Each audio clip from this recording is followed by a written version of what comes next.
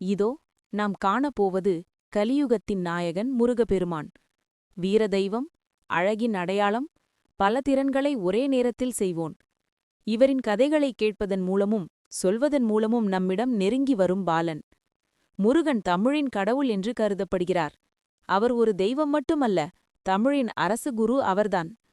6 முகம் கொண்டவர் முருகன். ஒவ்வொரு முகமும் தனி சக்தியைக் குறிக்கிறது. உண்மையிலேயே பல திறன்களில் வல்லவர். முருகனின் 6 முகங்களும் ஒவ்வொன்றிலும் வேறுபட்ட உணர்வு உண்டு. அன்பு, துணிவு, ஞானம், கருணை, வலிமை, கவனம் அனைத்தும் அவரின் பக்தர்களுக்காக.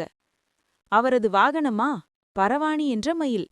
அழகுக்கு மட்டுமல்ல, ஓர் அசுரனையும் வென்ற சக்தி வாய்ந்த வாகனம் இது. பழனிமலை முதல் மலேசிய 10 குகைகள் வரை முருகப்பெருமானின் புகழ் கண்டங்களை கடந்துள்ளது. வீரன், ஆசான், தமிழின் காவலன்.